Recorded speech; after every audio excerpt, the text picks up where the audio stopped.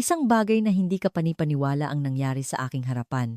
Itatapon niyo lang ba ang lahat ng tubig na iyan? Ito ang tanong na nanginginig sa boses ni Dr. Ahmed, isang 22 taong gulang na doktor na naglilingkod sa United Nations para sa mga refugee, habang nakatingin siya sa isang batang staff sa banyo ng Ninoy Aquino International Airport, Naya, nakatatapos lang maghugas ng kamay.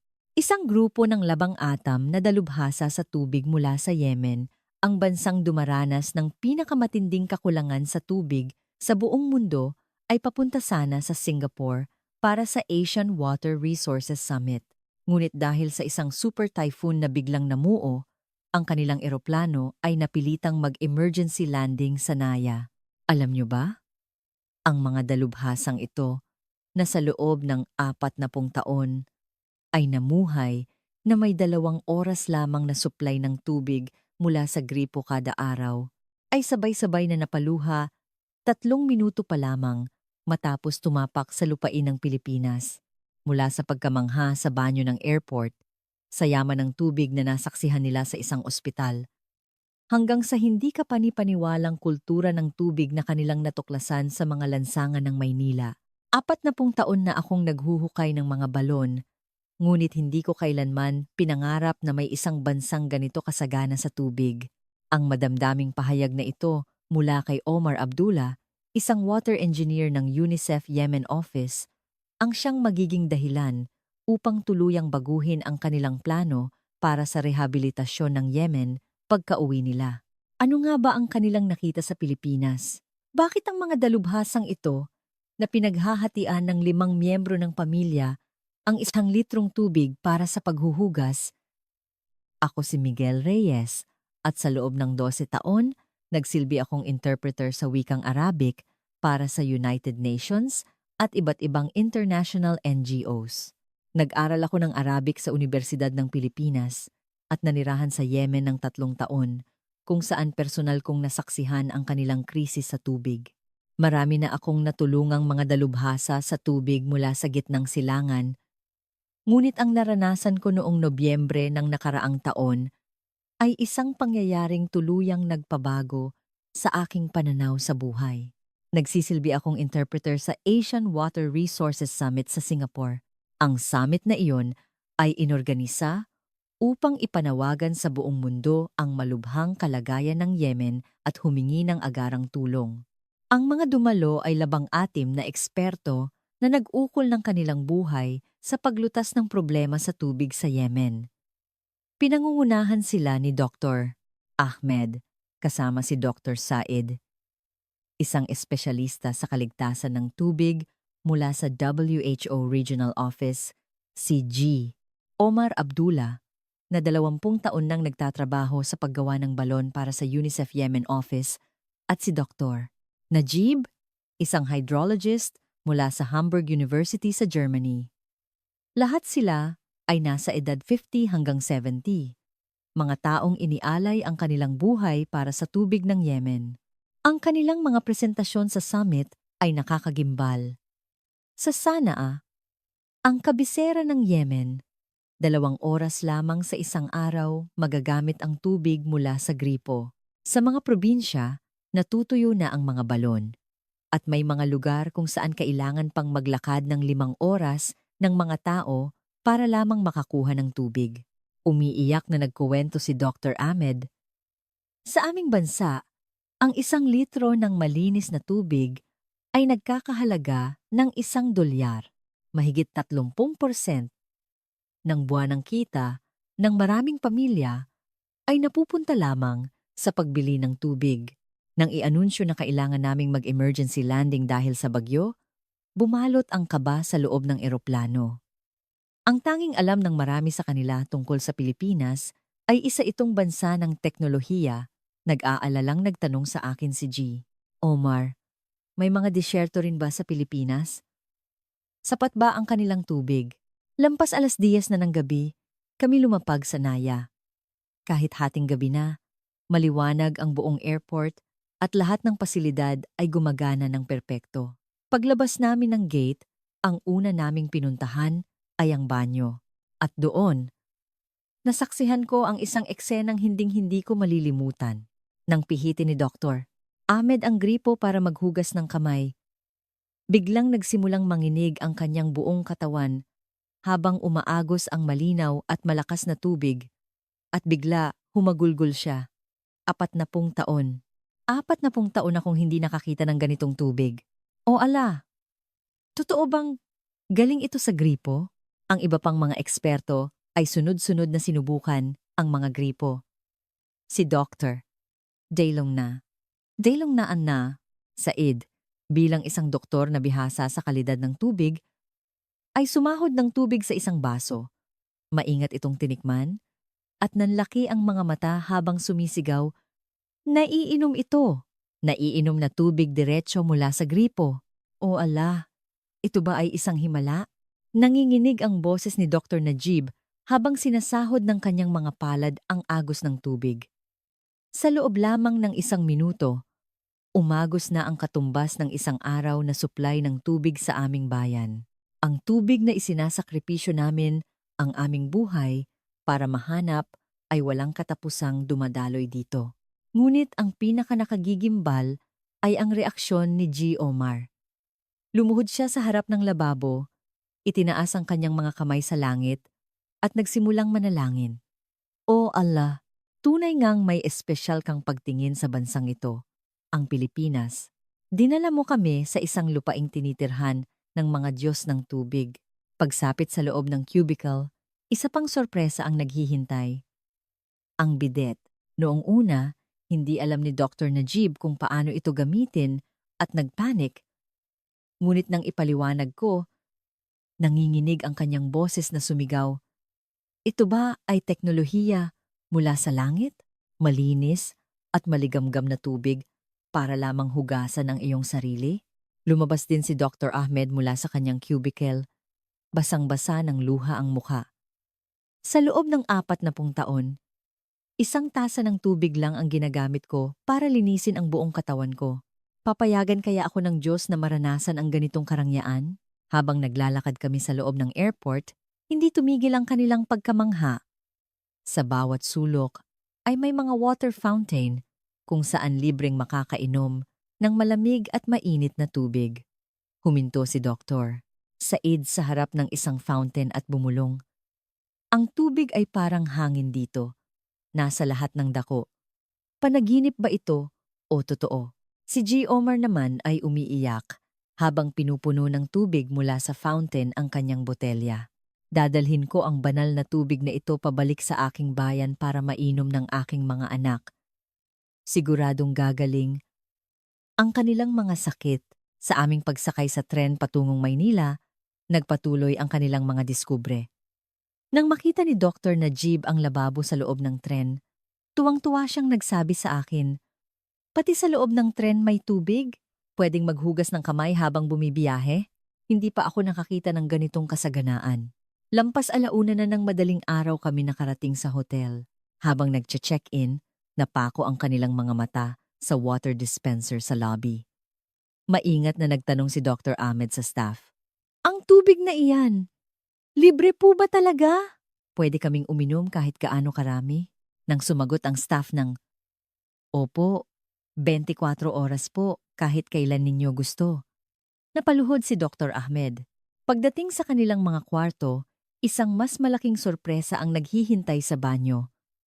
Mula sa shower, malakas na umaagos ang mainit na tubig. Habang pinipihit ang gripo, bumulong si Dr. Said, pati mainit na tubig. Walang katapusan. Diyos ko, anong kasalanan ang nagawa namin para mapunta sa lugar na tulad ng langit? Nang malaman nilang may kakayahan ang bathtub na mapuno ng tubig, napaupo si G. Omar sa sahig ng banyo at nagsimulang umiyak. Ang isang bathtub na puno ng tubig na ito ay kayang bumuhay sa 100 katao sa aming nayon sa loob ng isang araw. Pero dito, ginagamit ito para lang sa pagligo ng isang tao. Kung hindi ito ang langit, ano pa? Kinabukasan, sa almusal, isa pang nakakagulat na tanawin ang sumalubong sa kanila.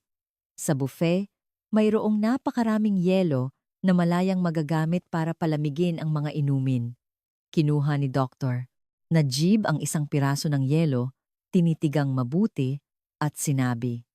Pinagyeyelo nila ang tubig para gawing yelo, at pagkatapos ay tutunawin ulit para inumin. Anong klaseng karangyaan ito? Nang magsimula kaming maglibot sa Maynila, naranasan namin ang unang ulan. Sa sandaling nagsimulang umambon, huminto si Dr. Ahmed.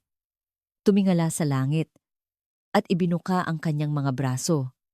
Pagkatapos, bigla siyang lumuhod sa kalsada at nanalangin. Oh, Allah! Bigyan mo kami ng ulan! Sa loob ng 40 taon, tuwing umuulan, nagpapasalamat ako sa Diyos.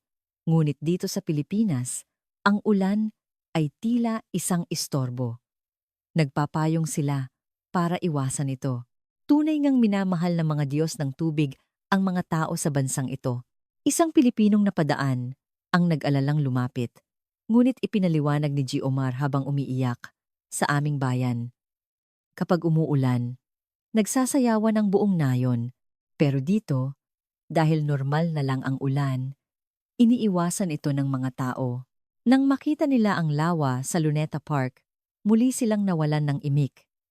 Nanginginig sa emosyon si Dr. Said habang nakatingin sa malinaw na tubig ng lawa.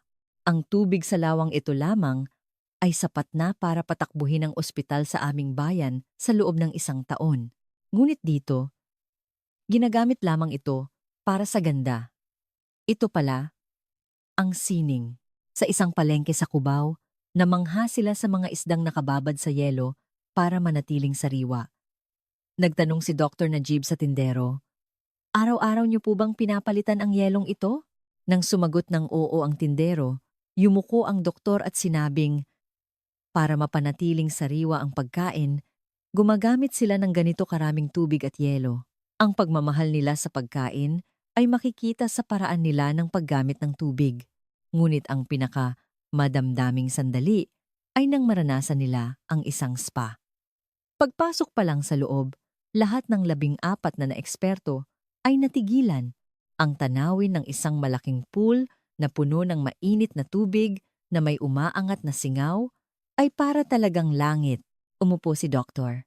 Ahmed sa gilid ng pool, isinawsaw ang kanyang kamay sa tubig at nanginginig na sinabi, "Ang isang pool na ito ay kayang bumuhay sa mga tao sa aking nayon sa loob ng 1 buwan.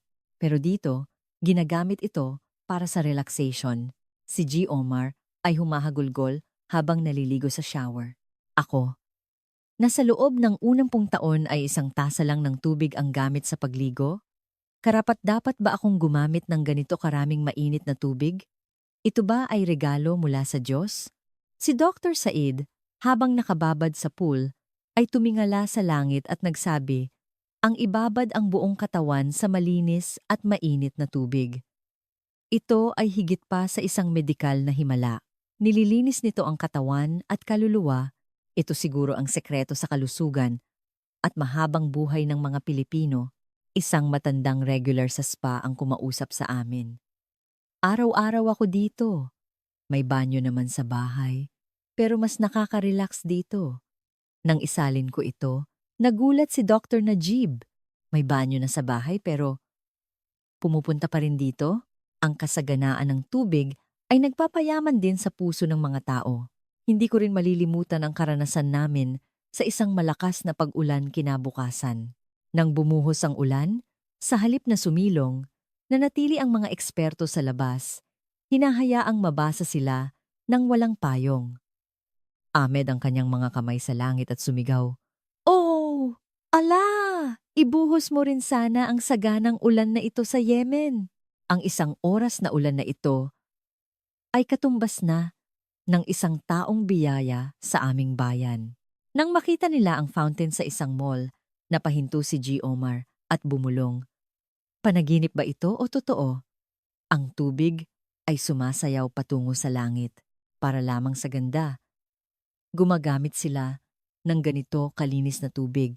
Nang makita namin ang isang janitor na nililinis ang sahig gamit ang tubig mula sa gripo sa isang istasyon ng tren, humanga si Dr. Said.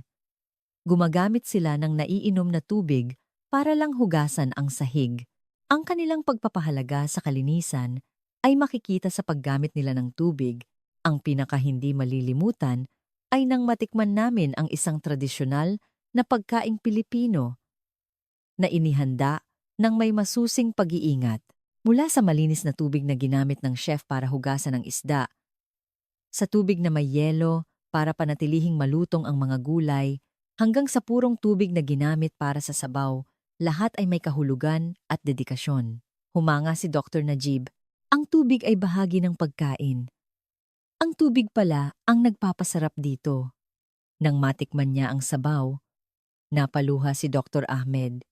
Paano nagkakaroon ng ganito kalalim na lasa mula sa tubig lamang?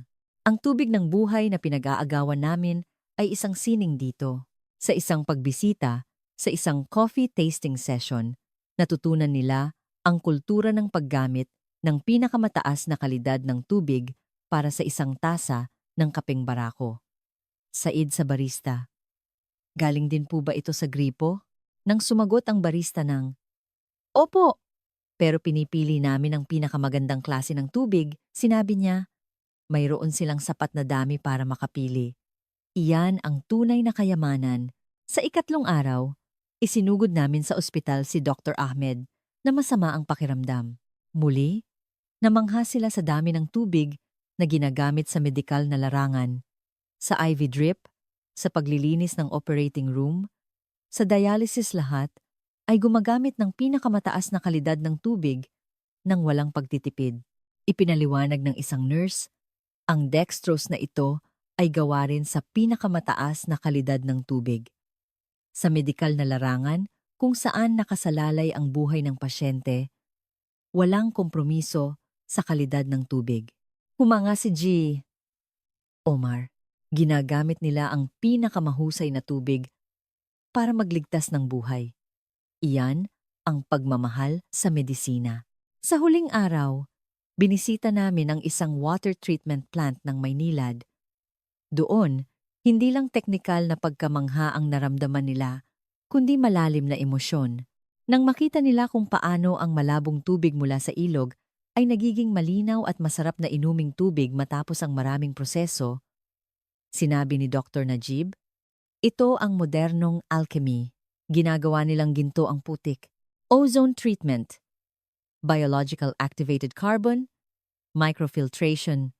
Bawat proseso ay gumagamit ng pinakabagong teknolohiya at dumadaan sa 51 mahigpit na pagsusuri bago maihatid sa bawat tahanan. Humanga si Dr. Said, ang tubig na nilikha ng may ganitong teknolohiya at pagmamahal. Sa tren pabalik sa airport, binalikan ng mga eksperto ang kanilang 3 araw na karanasan. Ahmed, ang mga nakita namin sa loob ng 3 araw na ito ay tuluyang nagpabago sa aming pananaw sa buhay. Ang kasaganaan ng tubig ay hindi lamang nagmumula sa teknolohiya, kundi sa isang pusong nagpapahalaga dito. Sa departure gate, sa aming huling pamamaalam, hinawakan ni G. Omar ang aking kamay at sinabi, ang 3 araw na ito ay regalo mula sa Diyos. Nakita namin ang paraiso ng tubig, ngunit kasabay nito, nakahanap kami ng pag-asa sa tulong ng teknolohiya at pagmamahal. Kaya rin naming magdala ng malinis na tubig sa aming bayan. Bago sila sumakay sa eroplano, hindi ko malilimutan ang huling sinabi ni Dr. Najib. Ang kasaganaan ng tubig sa Pilipinas ay hindi isang himala. Ito ay resulta ng talino at pagsisikap ng tao. Kaya rin naming gawin ang parehong himala. Ang naging epekto pagka-uwi nila ay higit pa sa inaasahan. Sa isang pulong sa United Nations, umiiyak na ibinahagi ni Dr. Ahmed ang kanyang karanasan sa Pilipinas.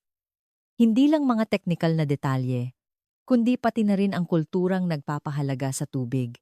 Labis na naantig ang mga delegado mula sa iba't ibang bansa. Nagsumite si Dr. Said ng isang ulat sa WHO tungkol sa paggamit ng tubig sa mga ospital sa Pilipinas, na may datos kung paano nakakatulong ang malinis na tubig sa paggaling ng mga pasyente. Iminungkahi naman ni G.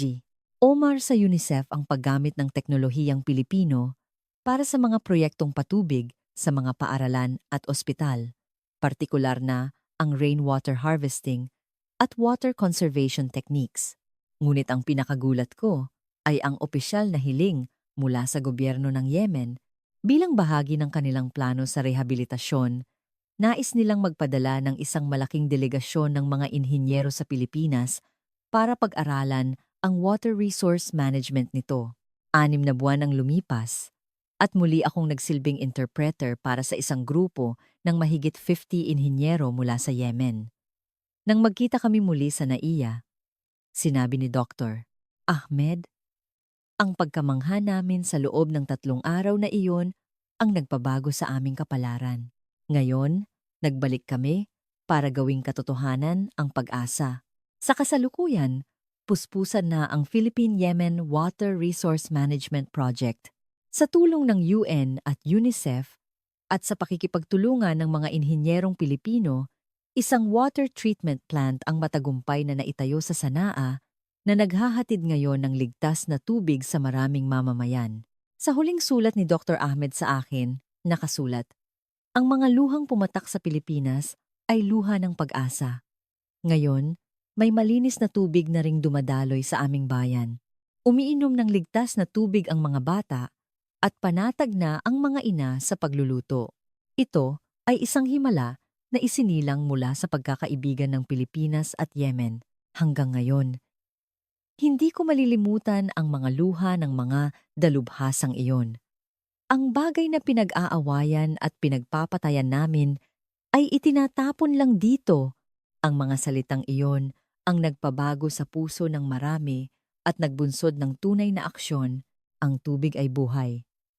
At ito ay pag-asa. Nang masaksihan nila ang kasaganaan ng tubig sa Pilipinas, hindi desperasyon ang naramdaman nila, kundi pag-asa. Pag-asa na sa tulong ng teknolohiya at pagmamahal, kaya rin nilang likhain ang parehong kasaganaan sa kanilang sariling bayan. Ang kuwentong ibinahagi ko ngayon ay nagsimula sa isang di inaasahang pagkakataon sa loob ng 3 araw.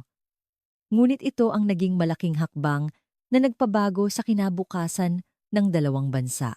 Sa loob ng 40 taon, tuwing umuulan, nagpapasalamat ako sa Diyos. Ngunit dito sa Pilipinas, ang ulan ay tila isang istorbo. Tunay ngang minamahal ng mga Diyos ng tubig ang mga tao sa bansang ito. Ang mga salitang iyon ni Dr. Ahmed ay nagpapaalala sa ating mga Pilipino ng tunay na halaga ng tubig. Ang tubig ay may kapangyarihang pag-isahin ang mga tao sa kabila ng hangganan. Ang 3 araw ng emosyon at luha ay naging tulay ng pag-asa na nagdugtong sa 2 bansa. Nawa ay patuloy nating pahalagahan ang tubig ng ating magandang planeta at ibahagi ito sa mga nangangailangan.